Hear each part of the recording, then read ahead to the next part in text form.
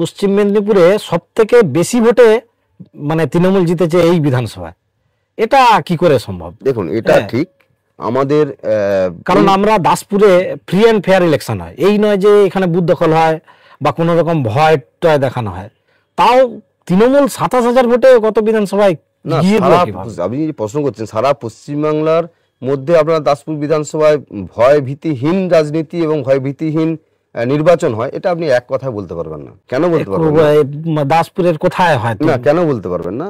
এখানে একটা প্রচ্ছন্ন ভীতি, প্রচ্ছন্ন হুমকি চলে।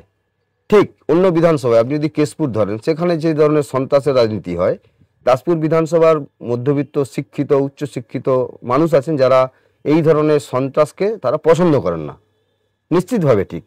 কিন্তু এটা দেখা গেছে বামপন্থীদের সময় থেকে শুরু করে আজকে তৃণমূলের এই 15 বছর, আমি আপনাকে জল দেব না, আমি আপনাকে উমুক ভাতা দেব না, আপনি মিছিলে না গেলে আপনাকে কন্যাশ্রী পেতে দেবো না আপনার মেয়েকে।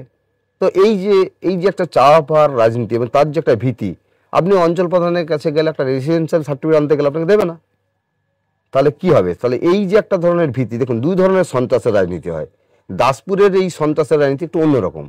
এখানে মানুষের যে গরিব মানুষ, তারা তার চাওয়া পাওয়ার রাজনীতি তারা পছন্দ করে না, কিন্তু তাদেরকে বাধ্য হতে হয়।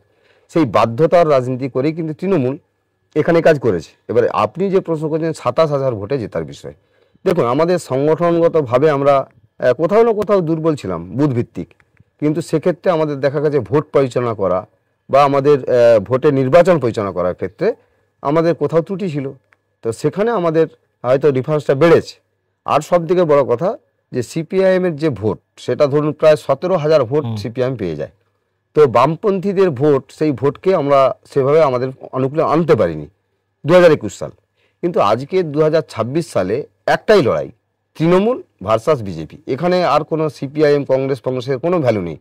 সুতরাং এই যে 17,000 18,000 ভোট, 2024 সালে প্রায় 18-19,000 ভোট পেয়েছে সিপিআইএম, তাহলে এই ভোটটা আমাদের অনুকূলে আনার চেষ্টা আমরা করছি।